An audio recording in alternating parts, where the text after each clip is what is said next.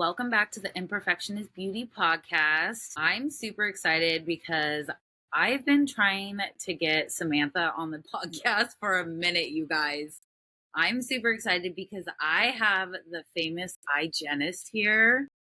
Finally, it's been a minute, but we have her on the podcast, you guys. I'm so excited because I literally have a list of questions.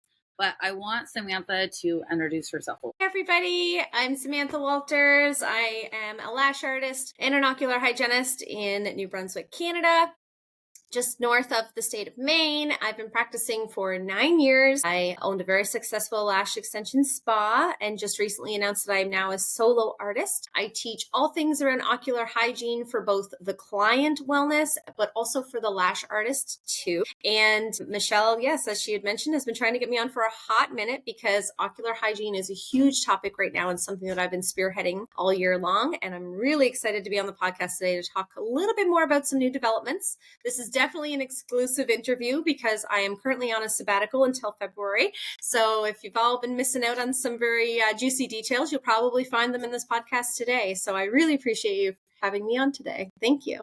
Thank you for being here. Like I said, it's been a hot minute. We've been trying to get her on for a minute, but how I even found Samantha was, you guys already know I'm like a huge advocate for Lash Apothecary. I love them so much, everything that they do. Mm-hmm.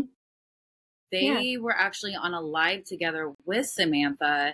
And if you guys don't know, like I have a not nearly as close to optical background as Samantha's, but I do have more of an optician's background. And I was listening to them and they were talking and she started speaking like optician language. And I was like, oh, I understand what you're saying.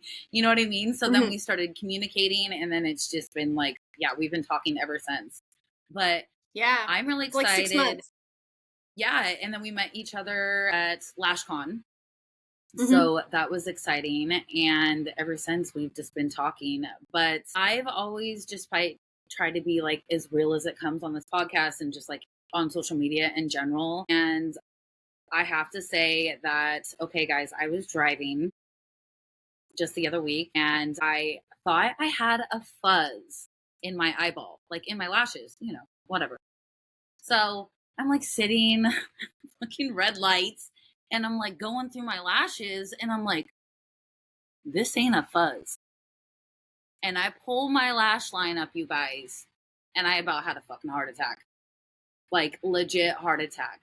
And I was like, what was it? I need to get on the phone with Samantha right now. Right now. I'm like, what is going on? Now on Christmas Eve or like the 23rd. I think it was Christmas Eve. Yes, it was. And I was like, hi, how are you? But this is my issue. Like, this is what's going on. And this is why I was like, all right, once me and her talked for a while, I was like, we need to get on the podcast. We need to talk about this because she just taught me so much, 20 minutes before I hit record. And there's not enough talked about ocular hygiene around the eyes, what we need to do as lash artists for our clients. Like people don't understand dry eye. Like when we start talking like optical things, like lash artists like check out. They're like, oh, no, not my realm. And it's like, no, this is your realm because we deal with the eye on a daily freaking basis. So Samantha, what do you think is going on with my eyeballs? All right. Let's walk through the whole like scenario because I find that this is the best way that we could possibly even educate people. It's in real time. And that's what I love about this. So Michelle messages, she's freaking out. My phone is blowing up. And she says, I feel like I had a fuzz, which we've all felt, almost like a little string of lint or like a dog fur or some fiber. And you lifted up your eye and you were looking in the rearview mirror and you saw a line of crust, correct? Yes. Okay. So we have 2 types of buildup that can appear within the lid margin. We have scurf and we have rheum. And that's the proper term for eye crust or eye booger or whatever it is that people would like to call it. And the way to differentiate them is regional. Okay. So scurf is a combination of the buildup, the secretion, the dirt, debris, and dead skin that we would find from here to here, all the way across. And rheum, you would find on the inner corner. And that's the one you would find in the morning that we would wash away. Mhm. So we have two different kinds. So clearly you had some sort of a buildup that had been developing within the entire lid margin. So first thing I like to do is say, okay, what are you doing with your lashes? What has changed? Exactly. And so what has changed for me was, okay, so during LashCon, well, ever since I moved to Florida, it's been rough for me to find a UV artist because, UV is still kind of new. Everybody doesn't want to jump on board with it, which they should, but to Why are each his you own. on UV? Is that just a personal preference? I personally feel like we were talking before, my eyes are very sensitive. I don't really care for cyanoacrylate smell, the smell of the traditional adhesive, as well as my eyes Mm-hmm. burn. And so, Okay. and I would notice them even kind of in the shower sometimes would kind of burn like when I was washing them. So I ended up getting my lashes done at LashCon with UV. And one time after that, after I came home after LashCon with UV, and then my other lash artist does traditional adhesive. Okay. So I'd been Okay. going to her for maybe twice or three times. So that was the only thing that had changed within my regimen. And I've been getting lashes done for 6 years. Okay. So there is a lot that we can unpack. You, believe it or not, gave me so much information in like 2 minutes flat that there's clues and indicators of things that are happening. So number one, you switched to UV because your eyes felt better when you were getting UV. Number two, you're saying because of the cyanoacrylate and the smell. That is also true in fact. And then you saw that you developed an issue because you went back, is that correct, to a cyanoacrylate from UV? I'm not sure if it's like because of that, but I did notice like my eyes were like when I would be washing them in the shower, they would burn. And I More thought it was irritation. like, yeah, more irritation. And I was like, oh, it's just because like maybe it's the traditional, I don't know. You know what I mean? There's so many different things as a lash artist that I'm going through my head. And I'm like, think like a freaking client. You know what I mean? Stop thinking like a lash artist. Sometimes you just have to take yourself out of that frame of mind. But I was like, You do. okay, so I did ask some other questions through our chemist friend, and Yeah. he's like, Like, you know what? He's like, they're kind of like the same, like just maybe just wash your eyes a little bit better. okay, cool. Cool. So I was Good like, on okay. Mike for saying that. That's super true. Very helpful. Washing them, there's never really any danger in washing them extra, but cyanoacrylate formulations vary based on concentration. So Mm. this is one of the key components to what's happening with you, I believe. There is nowhere really, unless you go and pull like a C of A or an SDS sheet, which most lash artists don't because we put our trust into the lash manufacturers that we like, know, and trust and we buy from to know the concentration of cyanoacrylate. So to break it down, super simple. Lash adhesives typically, in order for them to cure properly and to have that polymerization reaction, they need to have about over 80%, sometimes 90 or higher percent cyanoacrylate in the glue. Then the rest is your PMMA, your stabilizers, your carbon black, right? So that is a formulation in a nutshell of a traditional cyanoacrylate. But when you have a UV adhesive, the reason, especially for example with Lash Apothecary, which I adore their story so much, the reason that they have created a UV adhesive is because the cyanoacrylate concentration is way less. And they did that intentionally. That was the whole goal behind creating Lash Apothecary, was to lower their cyanoacrylate concentration.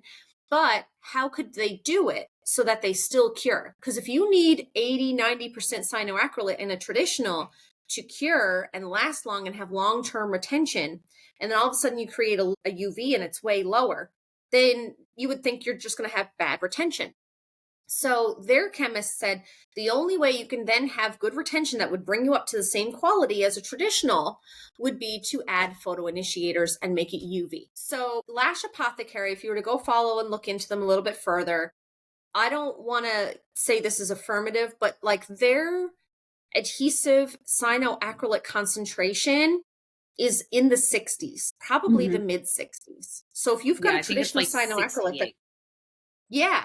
So if you have a cyanoacrylate traditional adhesive that sits at 80 to 90% cyanoacrylate, and then a UV that sits at 65 or 68 or wherever that spectrum is, then you're going to have less reactions.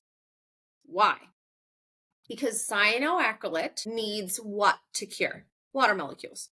It needs H2O. It needs humidity in the air.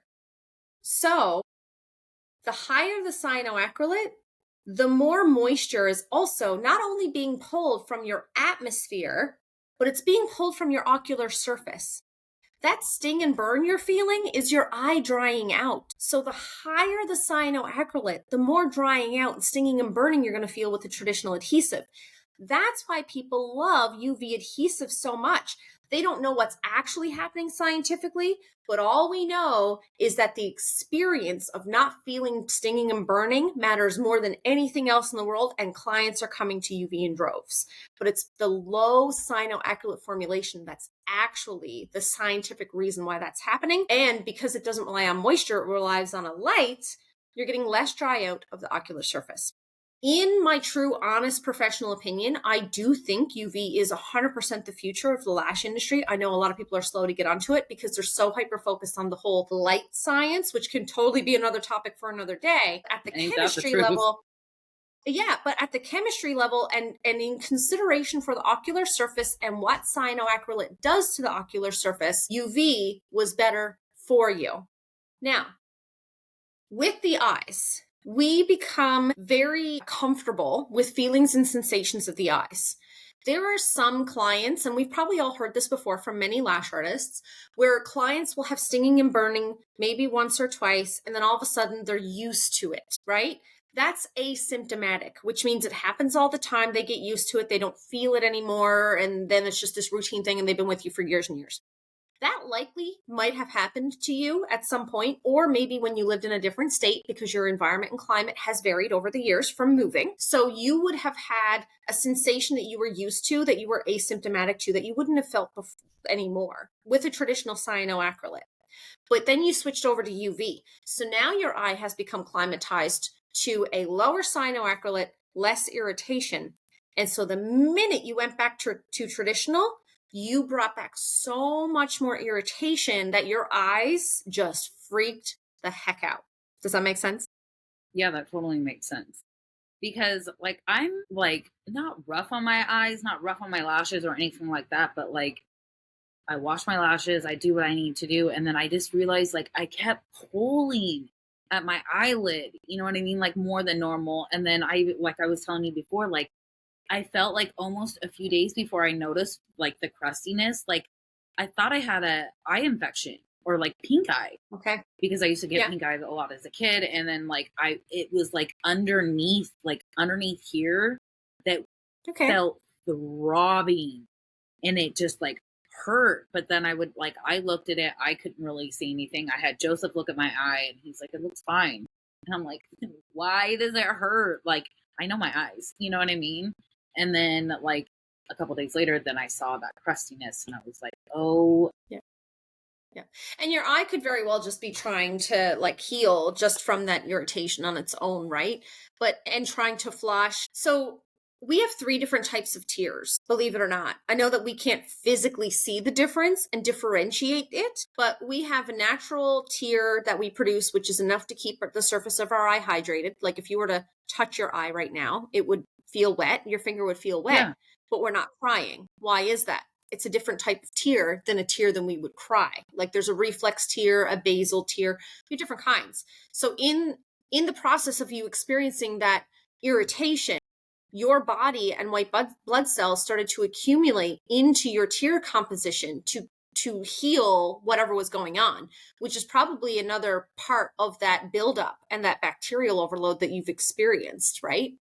Mm-hmm. So ultimately, I'm not a doctor, so I don't diagnose, but when they put your chin inside one of those lamps that you look into, which is called a slit lamp, they can tell not only in the presence of the buildup, but in any circumstance, they can look at your lid margins and look for other signs of irritation, which you would need magnification to see. And even within your conjunctiva to determine, is this like 100% like a Demodex? Because red eye isn't enough to determine it. There can be 20 plus different diagnoses that are attributed to just red eyes alone. But when you pair it with itching, burning, stinging, and buildup, then that tends to lean a little bit more towards bacterial overload and Demodex. Mm-hmm. Exactly. And Yeah. then can you explain what exactly is Demodex?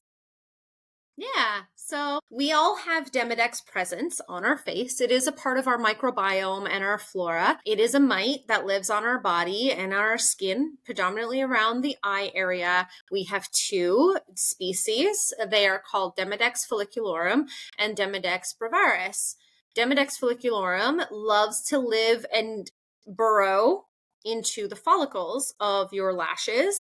And brevaris loves to burrow, eat, and feed off of epithelial cells and skin and oil inside the meibomian glands. So we have two species of Demodex within the lid margin. Okay. And we think, well, from what me and Samantha were talking about, that I probably have the one that is in the meibomian glands.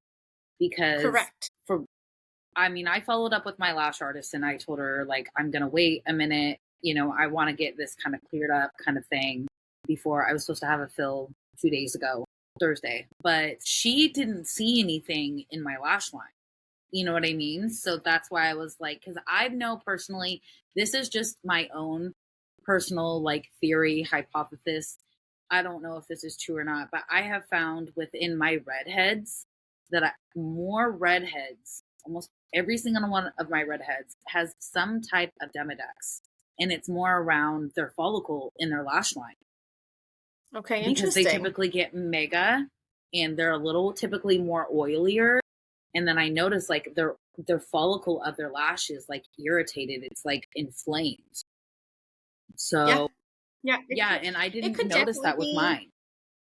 I don't know. I mean, yeah, maybe if all your redheads are getting mega, I wouldn't necessarily be able to contribute it to like a hair type or anything, but I mean, genetics, hormones, skin Mhm. conditions, climate changes. There's a lot of factors. Demodex and blepharitis, number one, go hand in hand, but also it's multifactorial. So even for an optometrist or an eye doctor, it's very difficult to pinpoint the direct cause. If I look back to a time when I've had an inflammation, maybe if I went through my tracker and found that like my hormones and my period was off at that time, maybe that plus a change in lashes, plus I traveled and went to the desert. Like these are all just multifactorial things that you add on these layers. And all of a sudden it's like, oh, I have a sty or a chalazion or an irritation or pink eye, and then boom, right? So it's going to be very difficult to pinpoint exactly what it is for you. Most people are really good at the detective work, but since you feel so confident in that specific change from traditional to UV, then I think your eyes were definitely irritated and pissed off from the change Mhm. because of that exposure. And I do think that it was meibomian gland specific. Which I dive a little bit deeper into in my class, is the differences between, a lot of people don't know the differences between a sty, hordeolum, and chalazion, right? And the nature of what they are. And one can be inflamed follicle, and the other one can be flamed clogged meibomian gland, and that's basically where we landed for you. But what's really unique about yours is that we're looking at the lower lid, where Demodex, I mean, it could happen on upper and lower, of course, but in my personal experience, I've only ever seen it on the upper. But having said that, I've only really practiced eye hygiene for a year and a few months, so please forgive me for that. But I think based on the nature of what you've experienced, it's quite possible. Totally treatable and manageable, by the way, with at-home preventative care, of course, and then proper aftercare for lashes. But you are way more likely to have those kinds of issues when you wear mega volume lashes. I have since moved my personal salon and lash practice away from mega. I'm not saying it's bad, but it's just when you do mega, it just means you have to put in a little bit more work in terms of the hygiene if you want to prevent those kinds of issues from. Exactly. And so once you mentioned blepharitis, I was like, okay, I think that's what my redheads have or had with blepharitis. Can you explain the difference between blepharitis and Demodex? So actually, there is sometimes a circumstance in which you can be diagnosed with Demodex blepharitis. Does that make sense? Okay. So bleph is an inflammation of the eyelid, and itis meaning inflammation, right? So you have a bacterial overload of the eyelid. That's basically what it is in a nutshell, to keep it quite simple. However, there can be circumstances in which it's viral, which would be your pink eye, where kids would like pass it around from school to school. So there's no way to diagnose that without being, an eye care professional, an optometrist OD, or an ophthalmologist MD.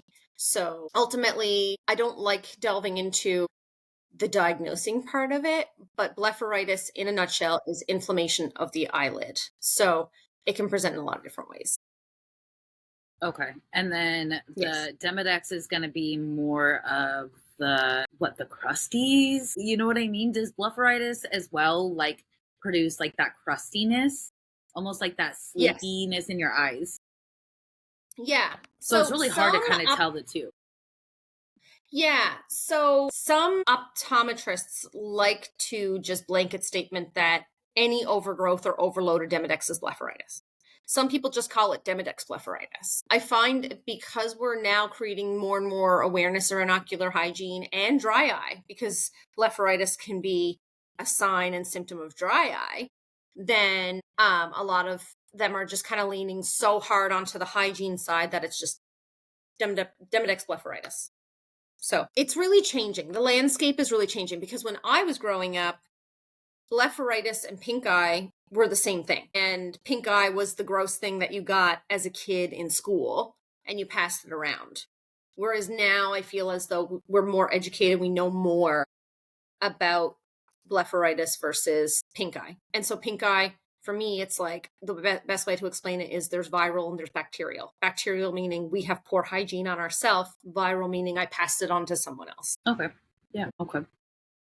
All right. So what Samantha told me to do, and obviously we're not doctors, you guys. We don't have licenses. This is all just stuff that we're talking about and what I feel comfortable with doing to my eyes kind of thing from what Samantha is telling me. Please, if you have any issues with your eyes, please go see your optometrist. You know what I mean? Please do. Or ophthalmologist. I beg everybody. Yeah, please. And okay, so what she told me to do, well, actually, first of all, she was like, "Are you washing your eyes?" And I'm like, "Yeah, of course I'm washing my eyes." But then I was like, "How am I washing my eyes?"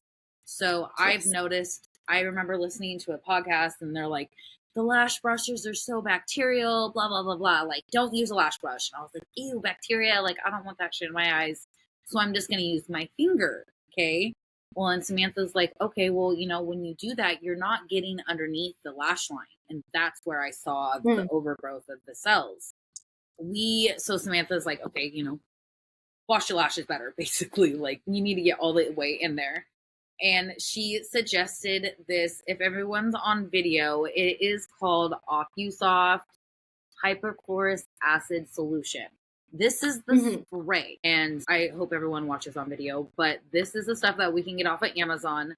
But the reason why I'm saying this is because there's two different kinds of OcuSoft. I just found out. There's an actual foam, and then there's the spray. There are 3 kinds of foam, and then there's hypochlorous.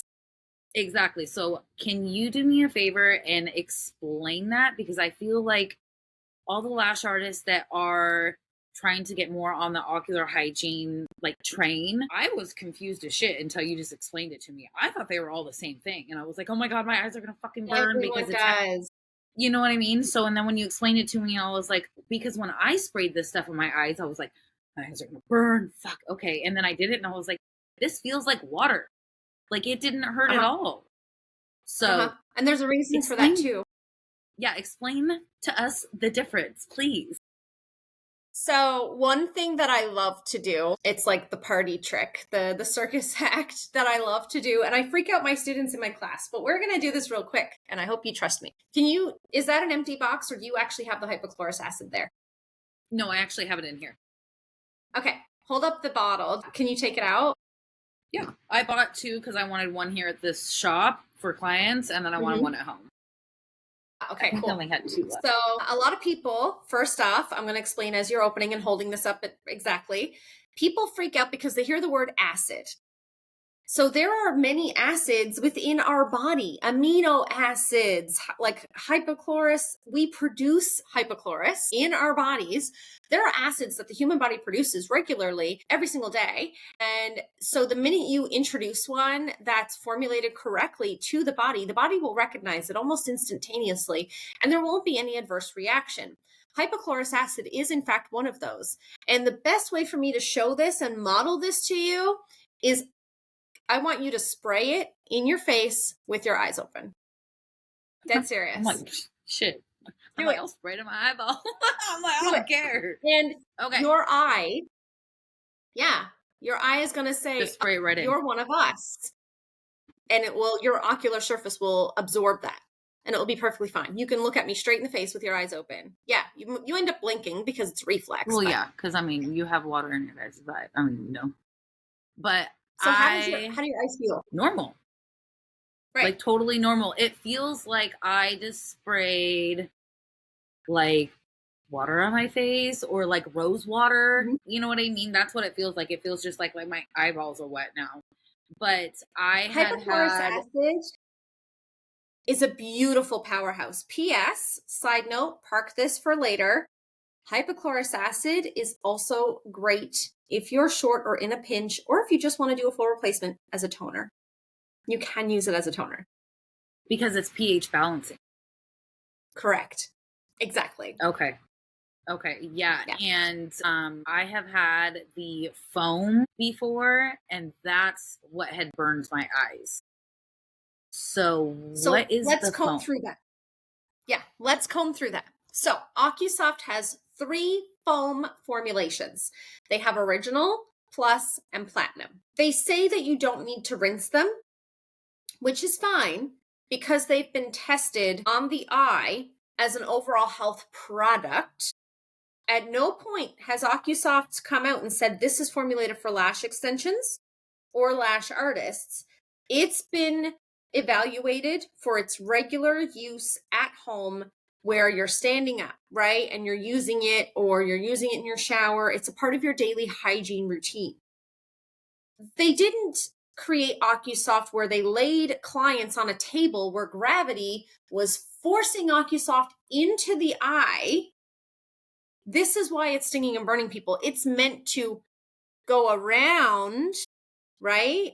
Kind of like Johnson's baby soap. You know how they said it's tear-free, but it's not for intraocular use? Nowhere, anywhere does any lid or wash scrub say intraocular use. Right. So OcuSoft is fine for washing and cleansing around the eyes, right? But it's not really something you want in the eyes. So I'm really clever and smart about how I introduce OcuSoft to my clients. If there is a buildup, and I mean, when we see crusty buildup, it's sticky. It sticks right on those lashes. We can't get it off. I use OcuSoft as a tool to soften the buildup and the base of those lashes. I have some gals that just have like allergies and they're just crusty all the time. They probably, one girl has a cat. She's allergic to it, refuses to get rid of them. Always got buildup. I'm using OcuSoft to soften all those collarettes and that buildup around each lash. And then I can remove it. And it's not irritating. And then I follow every one of my clients with a saline rinse and hypochlorous acid before I even apply the lash extensions. So hypochlorous acid is the biocompatible component that is safe if it gets in the eye, but OcuSoft, you really want to rinse away because it does have other agents in it. It has multiple ingredients that they're not dangerous. They're formulated to be safe for the eye in that it won't cause adverse reactions, but it's really not meant to sit and go into the eye. Does that make sense? Mm-hmm. So what they should wash the eye with the foam OcuSoft and then rinse. Yeah. Okay. So it's kind of like removing dirt and debris step, kind of like removing your makeup. You use a makeup remover before you use your cleanser. So I want you to use OcuSoft to remove your dirt, debris, makeup on the lashes, but then I want you to clean them with hypochlorous acid. Got it. Okay. Yeah, and because like I said, a lot of people, when I went to go look up the OcuSoft, I was like, there's a bunch of different stuff that I looked up on Amazon, and then I had to look up like the correct one for the eyes because I mean, I know that they have the foam and the spray, but yeah, people just need to really know the difference between the two because they both are named OcuSoft. They are, because OcuSoft is the brand. But what a lot of people thought, especially with everyone raising awareness about using OcuSoft, which is great, and there's a lot of awareness being raised about using hypochlorous acid, a lot of people confused the two products and assumed that the foam was or had hypochlorous acid in it, and that buying one product alone, standalone product, was going to solve all these adverse reactions, when in fact it didn't. And that's what happened this past year. As I was launching iGenist, I had a lot of students before they'd even come to my class who said, you know, Sam, I went and I got the OcuSoft. I heard on a podcast OcuSoft. I went to a conference and heard OcuSoft. My client's having a reaction. And that's still very real. Like that can still happen. If you read the back of the original ingredients, there's probably a list of 20 odd ingredients in there, which again is fine for cleaning and removing. But if it gets in the eye and then it irritates your conjunctiva, or you've got underlying conditions, you're asymptomatic, and you're irritating something that's pre-existing that you don't know about and your client doesn't know about, then you're creating a bigger problem. So even in using OcuSoft lid scrubs, you still want to follow it. It doesn't matter what one you use, what lash shampoo or anything. You should be following all of those with a hypochlorous acid protocol. Okay, and so they wash and then they spray with wash, rinse, and then spray with hypochlorous acid. Okay, yeah, and like you were saying, that could possibly replace your primer as well. It does. I don't use primer anymore. I don't use primer, sealer, bonders, none of the new add-on things that we've created over the years, just because even all of those can be contributing negative factors to your ocular surface health because they're not pH safe. So, and there's a lot of pHs, which I know a lot of people, it's not their forte, but you really need to understand pH, which is something I go over a little bit more in depth in my course for the eye, because our skin has a different pH than the ocular surface. Mm-hmm. And our lash has a different pH. So if the skin, the ocular surface, and the lash have 3 different kinds of pH requirement, but you're buying, say, a primer that's supposed to balance the pH of a natural lash, but then it gets on the skin, which it will, then you're disrupting and could be causing a Demodex growth. So that was the biggest hurdle and challenge I had this year, was students coming back saying, well, if you're telling me I can't use a primer, how in the heck am I going to prep the lashes to get the pH? And I'm like, well, you shouldn't use it because you're going to disrupt the skin. Okay, well, if I want to balance the skin and I use this pH balancer, then it wrecks the lashes and leaves a residue and I can't get good retention. Cycle that I started to find myself on, where I was troubleshooting more and more problems because people were like, well, I can't balance this pH, then I wreck this pH. And it was like people were confused, and I totally get it. It really is. Understanding the fact that there are 3 different pHs within this proximal area starts to get really tangly and really confusing, and you're in the weeds all of a sudden. So how can we find something that will neutralize the ocular surface, so the tears, the wetness of our eye, the skin in between all of our lashes, which is the same pH as the skin here, here, here, here, and then the lash, so that you're going to have good retention. And I thought, okay, so the best product, and Mike and I had come to this conclusion, he is a genius when it comes to this, the best product that's actually going to balance all 3 at once is hypochlorous acid. Everybody should have one of these at their lashing station. Yes, 100%. And so they should be using the hypochlorous lid scrub, the foam. as Yes, well as they should be using both of the products, the OcuSoft I products. would. Yeah. Okay. And there are Instead of a others. traditional lash bath. Yeah. It doesn't have to be OcuSoft though. I'm not brand biased to just OcuSoft. Okay. OcuSoft is the first one that people really started to hear about. But there are, and you know this, and being an optician, there are lots of eye products that opticians and ophthalmologists will often retail in their clinics for eyelid hygiene. One of the most common go-to formulations that you'll see is tea tree oil. Now, Yes. just because I say tea tree oil does not mean if you go out today and you Google lash shampoo with tea tree oil from a random brand from a lash artist who's formulated it, doesn't mean it's the right formulation, because tea tree oil has to be at a certain level concentration for it to be effective. If you don't have the SDS sheet to know the concentration, then you might just be buying a placebo. And there are lots of formulations that are tea tree oil, and there are some that are micellar and are tea tree water. So I don't recommend just running and getting any, but tea tree oil is a common go-to for combating bacterial overload. It's even used commonly like for treating lice and stuff. So we know that different mites that the human body can carry can be fought off with tea tree. What do you, Dr. Hamida used to use the brand We Love Eyes or I Love Eyes? Yeah, Dr. Tanya. Yeah, I know Dr. Tanya. Is She that a invented good We Love brand? Eyes. I like it. That is one Okay. of the products that I retail in my spa, actually. I have her Okay. entire product line and all of her tools. Yeah, because that's the stuff that we used to use in her clinic, and she specialized in dry eye. And that's what kind She of like does. resonated with when me and you, like once I started hearing you talking about dry eye, I was in Phoenix when I was there. I worked with a doctor that specialized in dry eye. So I was learning about it and I was like, okay, we need to talk more. Yes. But okay. Anybody who's listening to this, I will say, can get a wholesale account with We Love Eyes. That's what I was just going to ask, is because I was like, Yes. I would like to bring that into the store. And I retail all of it. Get it in there. Two of my students in the States now retail the entire product line of We Love Eyes. They're very supportive. They have signage, shelving, talkers that you can use. I've met her in person. We've connected, Dr. Tanya Jill. And the reason I like Dr. Tanya is because, yes, she does specialize in dry eye, which is a big component to ocular hygiene. But also, she is an advocate for wearing cosmetics.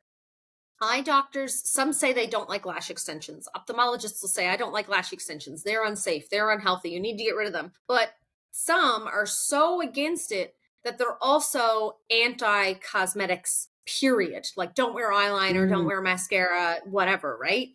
So I think we need to change the conversation. And that's why I admire Dr. Jill so much, is because that girl, when I met her, had the most beautiful and intricate eye makeup I'd ever seen from an optometrist, and was standing there at her booth retailing her products, because we shouldn't have to trade in our femininity for ocular hygiene. We should still be able to feel beautiful and do these things for ourselves, so long as we're taught and given the tools to do it safer.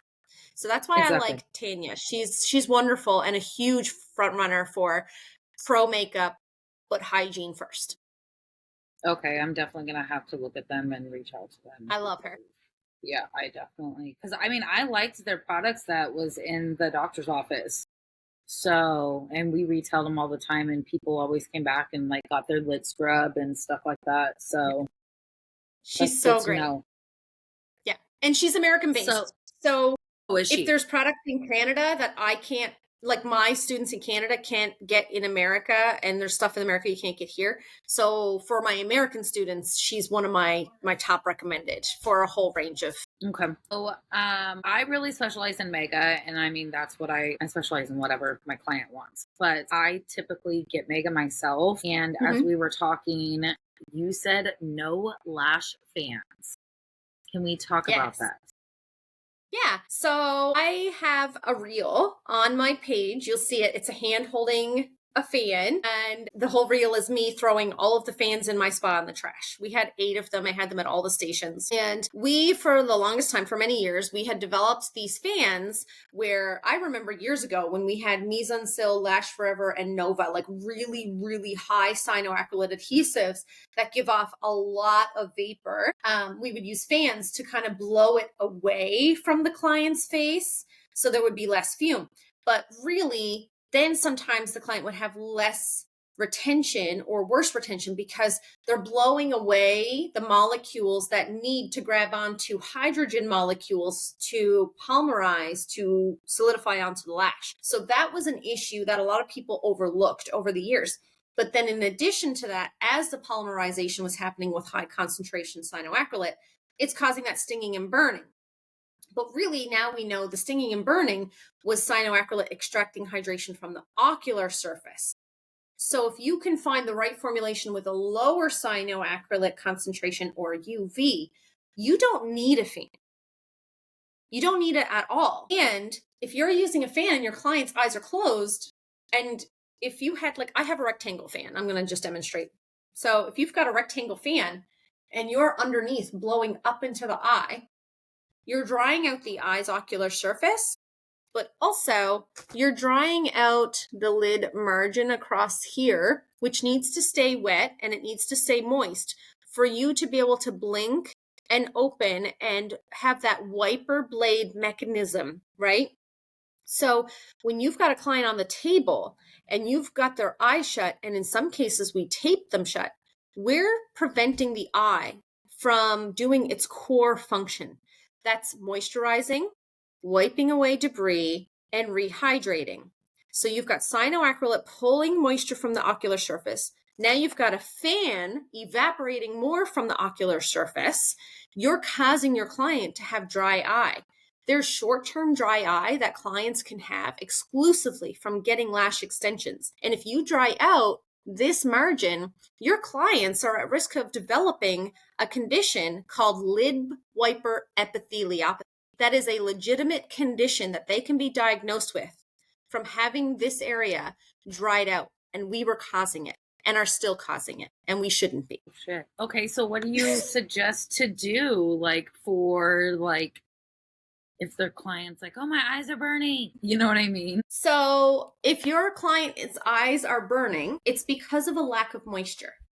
So the first thing that you need to do is reintroduce moisture. And so I put a drop in my client's eye every 20 minutes. When I do that, number one, it rehydrates because they're not having stinging and burning. And number two, if there was any sting or burn, it neutralizes it immediately. Okay.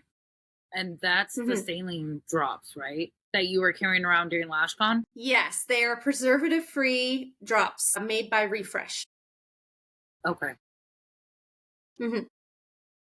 Okay, that makes sense. So tell me about, well, actually, I just found out today that you're going to be teaching at ILE Arizona. Surprise!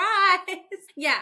So it's been a secret. I have had to take a bit of a step back, a hiatus, for various multiple reasons, which I've been speaking a little bit more open and candidly about. But ultimately, in a nutshell, I burnt out in 2024. So I'm currently on a much needed break. I traveled to 14 cities this year.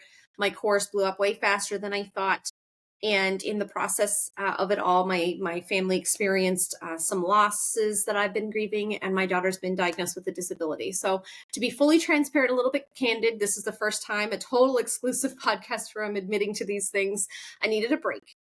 And I've taken that break to reflect, to heal, and to rest, but also really plan my future with iGenist. And I want this to be, it's so much bigger than I could possibly do on my own. And I do recognize that. And at some point I will need more manpower to bring this out to the masses, and partnerships and friendships that I've been able to develop to do that. And ILE is what I will call my relaunch, my comeback into 2025. So I will be teaching my first class at ILE in Arizona in March. I'm so excited for you. So are you teaching your hygienist class before ILE? So that hasn't been announced yet, but yes. Okay. This is first time announcement. It is not public yet. If you are listening to this, you are very lucky to get this information. This is Don't worry, such an this ain't coming exclusive out till podcast. 2025. I can't even Yeah, this ain't. stress how exclusive this is, but I have agreed to teach a class on I'm the so 14th and 15th of March, the Friday, Saturday before ILE. Enroll in my class, a hands-on ocular hygiene applied class.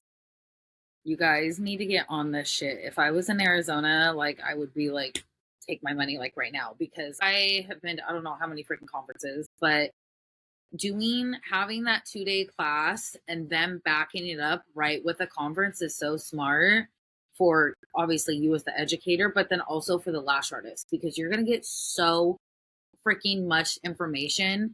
Like, yes, Samantha is like a lash artist. She's going to teach you some things like that, but it's a complete different class than like if you were to come to me for like a course. You know what I mean? Like, this is something that needs to be talked about so much more in our industry and in our world and what we deal with on a daily basis. Like, yeah, we talk about adhesive, we talk about mapping, we talk about all these things, like more aesthetically things, but we never really talk about like the eye health, things that we could be doing for the eye health and things. Because with my ocular background, I'm so intrigued by it. And it's so cool that you have came on as a lash artist and have so much ocular background that like you're bringing it forward to the industry. It's crazy like how I had my ocular background before I even became a lash artist. So it's like, and it's all just like intertwining, and it's so cool because we need more of this. We have so many questions and we're like, how can we benefit our clients? We want this to be a luxury service, but we're not giving the clients like a real true luxury experience and also educating them about their eyes. So this is a perfect opportunity for you guys to really truly understand everything about the eyes. And like I always tell my students, my number one like value to my client is education. I don't care if you've been getting lashes for 10 fucking years. You're going to sit through my little spiel and you're going to listen to me talk to you about eye health and what you need to be doing for your eyes. Or if you have questions, I'm going to educate you as much as I can, and I'll speak the lash language to you because you need to understand it, versus like being so minimal, but like, here's your little aftercare kit. Okay, have a good day. Bye. See you in 2 weeks.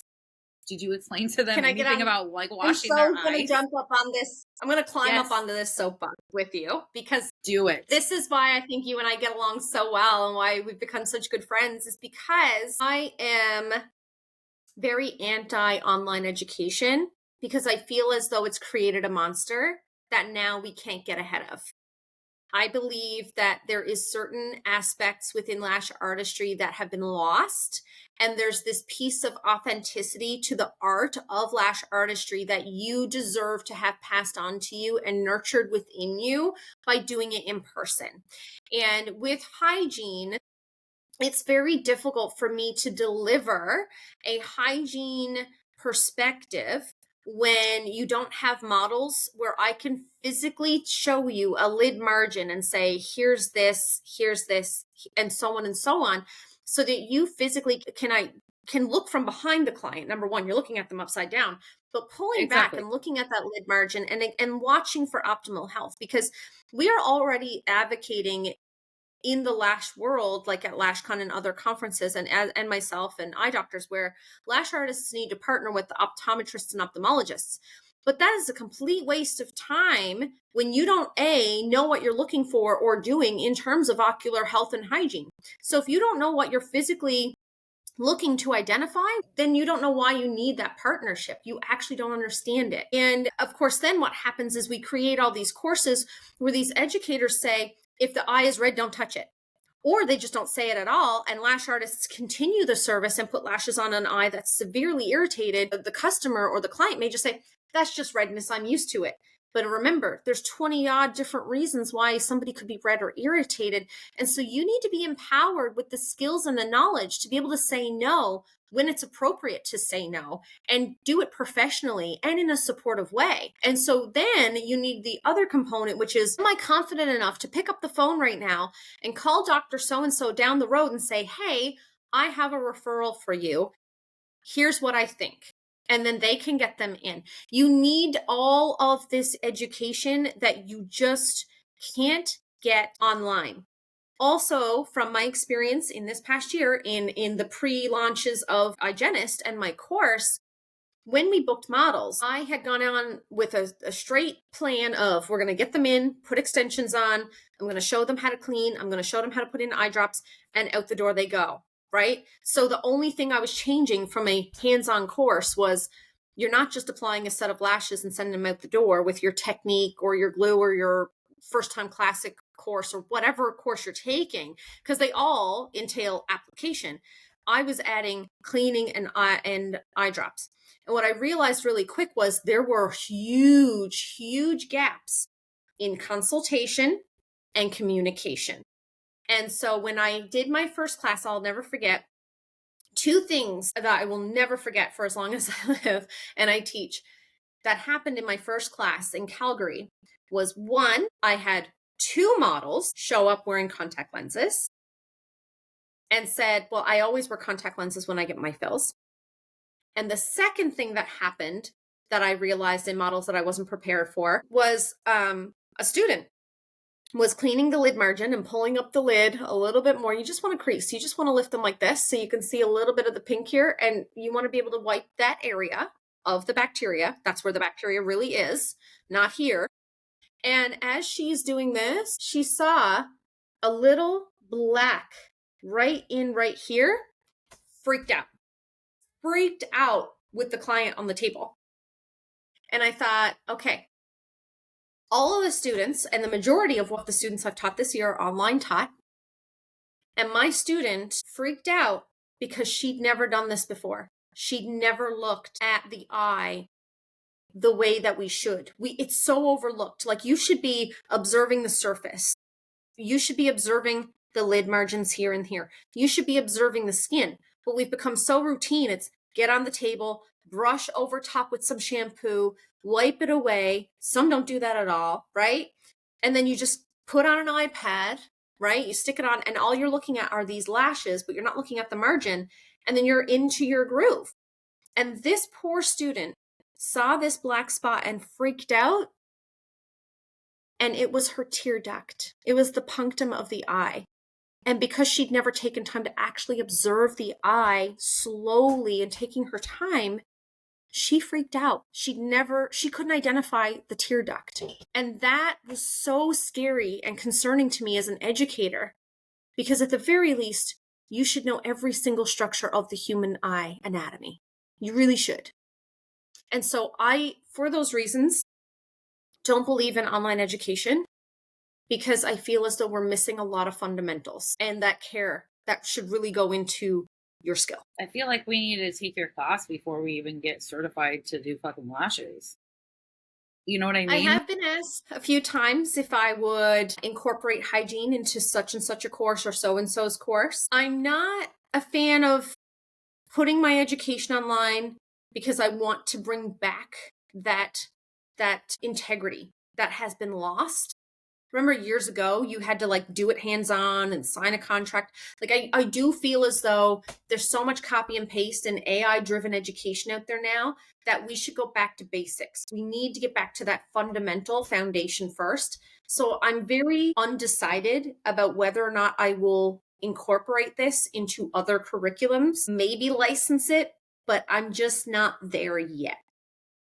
Yeah, I just feel like because there's no course that I know of that really gives you the fundamentals of the eye. And you know what I mean? I feel like this is something that should be taught in beauty school. Yeah, 100%.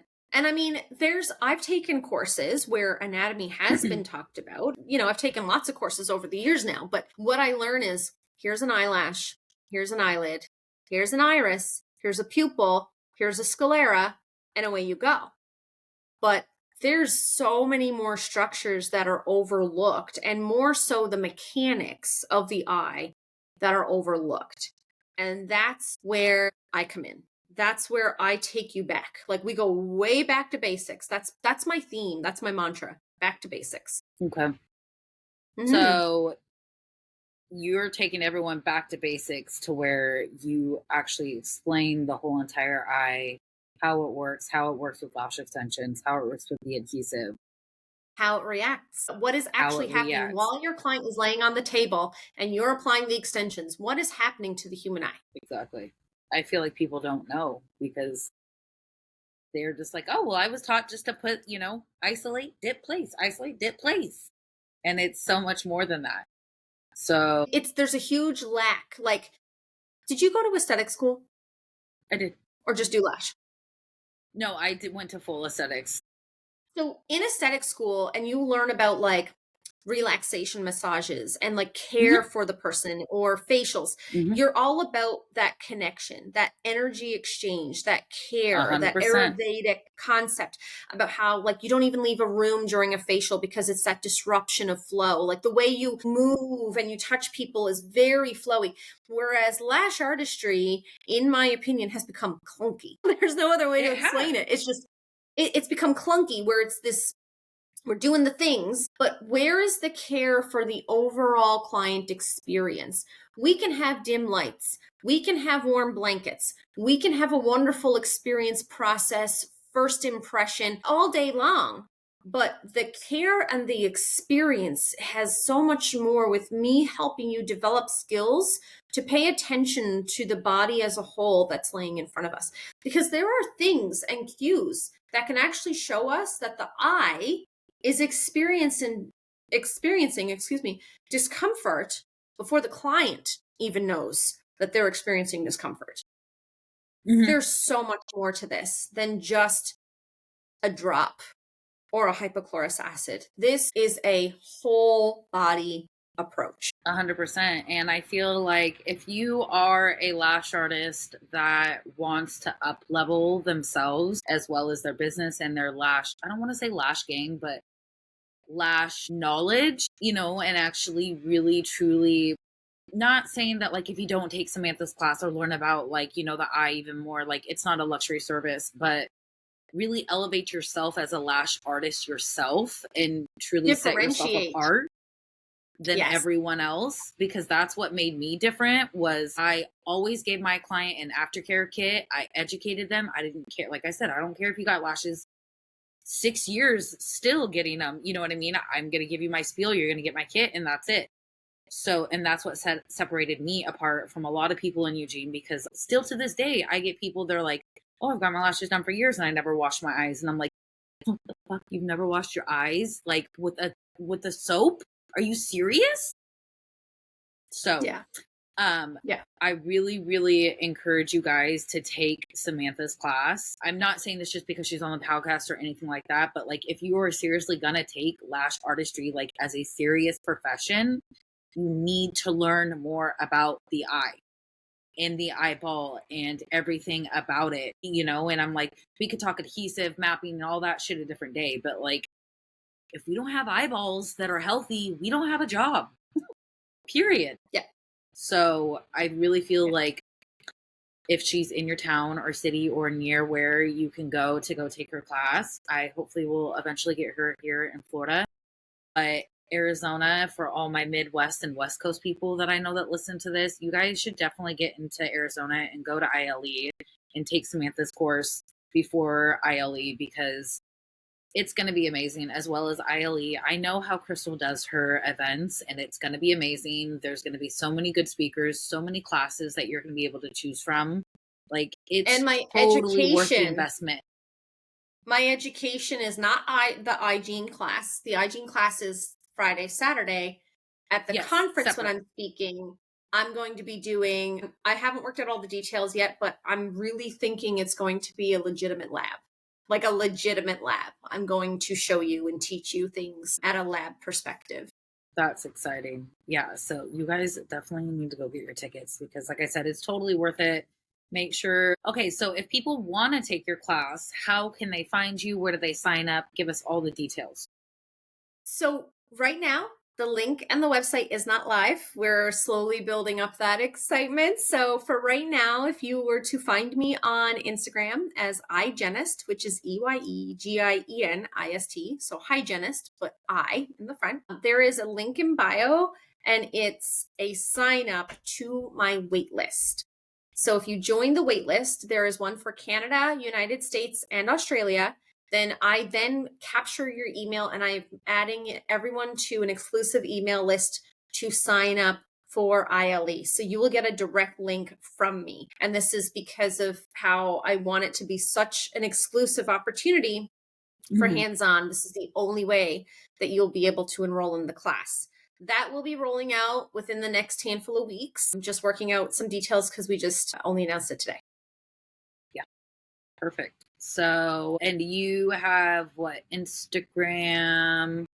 Is it just on Instagram? It is. Okay. Yeah. Perfect. So everybody needs to definitely go follow her at iGenist. And yeah, I'm excited. And thank you for coming on. We had we were on here an hour. Oh my gosh, we have so many good things that are on here. And always, you guys can always reach out to me. You guys can always reach out to Samantha. She's very quick in response to messages. She doesn't lift you on red like some people do. So and don't feel like you can't reach out to us, because I feel like some people, they get nervous. I heard someone say closed mouths don't get fed. So don't be scared to reach out to somebody, and if that person didn't respond to you, then maybe that they just weren't your vibe. You know what I mean? So just because I've been there and I've reached out to people before and they never responded, and I'm like, okay, cool. Just left me on red. But yeah, definitely reach out if you guys have any questions. And yeah, hopefully the link will be available. This isn't coming out until probably middle of January. So okay. Maybe, yeah. If you guys have any questions or need the link to Samantha's Instagram, you can always message me. And I'll also put her information in the show notes. So thank you so much for coming on today, and so much information. You're so welcome. And yeah, I'm excited, and hopefully I will see everybody. I'm not sure if I'm going to ILE or not, but if you guys can take the course and go to ILE, seriously, it's in a write-off, first of all, and it's a great investment to really up-level your education as well as your eye hygiene as well. So thanks, guys. We will see you next time. Thank you. Bye. Bye.